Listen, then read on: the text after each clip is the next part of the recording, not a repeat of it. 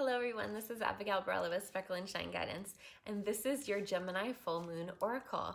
And what an exciting time. The Gemini Full Moon is always a very energized time, and the Sun is in Sagittarius, which is the polarity, the opposite, the polarity point of Gemini. And both of these, because when we have these polarities, they also have similarities, and this polarity point is about expanding the mind through communication, through interchanging ideas, and really coming to new places based on processing, based on healing and learning and interacting with others. Both of these signs have to do with interacting with others, okay? And so one of the things that we'll be aware of is wherever you have your Gemini house, you're going to notice action and also maybe some emotions, because the moon is our emotional compass. And so maybe some emotions will be clearing out around your ability to communicate your needs, your ability to get what you need from situations. We always say that Gemini is like the trickster energy. We often say it's like the coyote medicine, and coyote medicine can come in a tricky way where we think something else is happening and we don't really understand it. And then once we get past it, we're like, oh, wow, that actually was like taking me on this kind of other whirlwind. So we might not really fully understand this full moon and what it's actually doing for us until a little bit later, which is interesting because this is the last full moon of 2019, people. Last full moon of the decade. And with that being said, it is also the full moon before a powerful, like super potent solar eclipse, which is why I've made this planetary power with all the information around the moon cycles and planning for each season and the solstices, all that good stuff. So definitely check that out. I'll post the link below if you want to get that ready and in your hands to start this eclipse season and new year off right.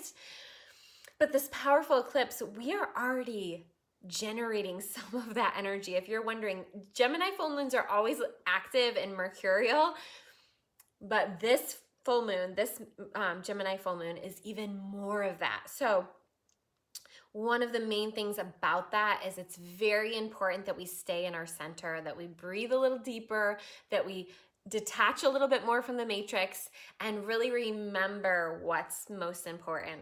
One of the things that is coming through a lot is that these ways, this highly capitalistic way of being, this highly like think for myself and like this is my pot, stay away from it, ways of being are falling away. And with that comes a little bit of fear, a little bit of uncertainty about what that actually means long term and for us as a global community.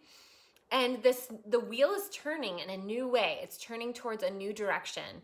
And when it's turning towards a new direction, if you think about like if you turn too fast, sometimes the whole cart falls over, right? And so there is this kind of jarring feeling of like, hold on, like what's happening, you know? And when that happens, the most important thing for you to do, any tension in the body, I used to talk about this when I used to teach childbirth classes, any tension in the body, you wanna breathe into it. You wanna bring your breath to that. And the matrix is really trying to keep us out of our center, because when we are in our center, we are not going to be consumers like we were before. And it's a really interesting thing to see that one of these most consumer-driven times of the year, we're having this super powerful full moon and then eclipse. And there's other transits happening too that I don't even have time to go into in full depth. So that's why I'm hosting an eclipse season free webinar, and I'll post that link below as well. And in that, I'll go into more detail about all of these transits that are happening. The main ones that I want to stay focused on today, though, have to do with this full moon. So let's stay there, even though my mind wants to do other things. There's this conflictive T-square happening. We have Sagittarius, Gemini, and then we have Neptune and Pisces, okay? Neptune and Pisces there for a long time, but it's in its home sign, so it's extra potent, okay? And when we have this T-square, it's a conflict between the way that we're expanding, the way that we're growing in our minds, the way that we're able to communicate and interchange and kind of neurologically keep up with that, keep our nervous systems like calm enough to do that, along with this conflict between how do we do this while maintaining a sense of self, while caring for the whole. And one of the things that I'm reminded of with this full moon is that when we were born, okay, let's go back to like when we're in the womb, we are still connected to source. It's in the womb that we still have that connection to source. Womb energy is the most potent energy that there is. And when we're in the womb, we still feel that connection to source. But it is when we are born and we decide to come into this 3D reality that we have to separate from that source. And as we go further along, like even a newborn baby is still so source energy, so still so connected, even though they've just started that separation. And then as we get older, the further and further we have the potential to move away from that. And we're seeking to come back to that source, which is why, we'll use substances, we'll use sex, we'll use shopping, we'll use any kind of like endorphin or serotonin high to come back to source. And so I think about Neptune and Pisces, and it is very much about like our connection to source, but also, is my personal identity important? It must have been to come here. But how do I merge that with the global good? How do I merge that with highest good for all? And so this conflict it's really intense, it's really deep, and of course, you might even not know like what's actually really happening for you. It might even, depending on where this is happening in your chart, it might be highlighting another conflict. But guaranteed, there's some conflict that is coming up this full moon to be looked at. And if I could just encourage you to do one thing, it would be, first of all, to breathe into it and to ask yourself, if I was to merge with source in this moment, how would I handle this situation?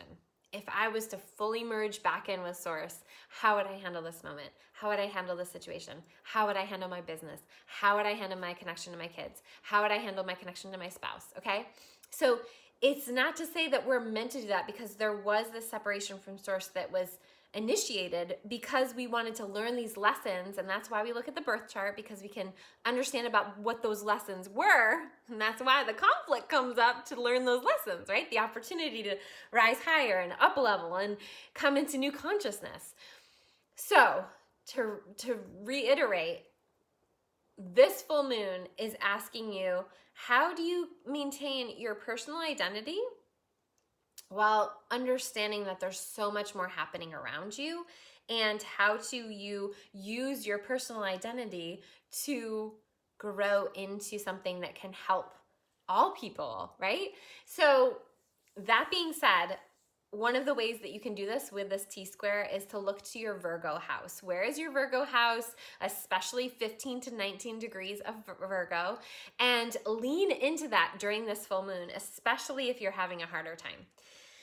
Okay, then we have Neptune perfectly trining to Scorpio, and Mars in Scorpio, Mars in Scorpio is about our action and going into the depths, because Scorpio is all about that depth work. And so Mars is saying, get in there, go in there, do that work so that you can pull out and come into new consciousness around your connection to source and connection to all one, okay? So this is big. It's like, I don't even know if I understand what I'm saying right now, but basically all you need to know is breathe, stay in your center, journal, meditate, do the things that you know are basic self-care for you and help you to stay in service to your own body, to your own mind, to your own spirit, because when you show up that way, you are helping people. When you're lashing out at strangers in the grocery store, or when you're Christmas shopping, when you're lashing out at strangers, you're not in your center, So when we're in our center, we're not going to do those things. So definitely that's the main message.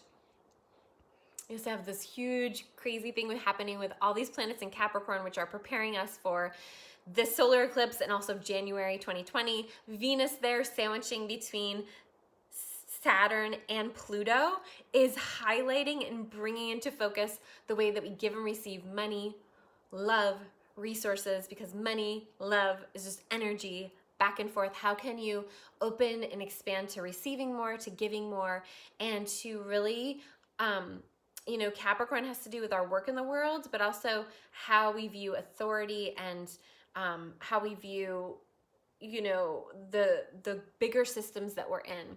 So how do we bring the love to those darker, dimmer situations, systems, all of those places? So this is something that you want to be looking at. I talked about it in my Jupiter video, which if you haven't checked that out, check it out below.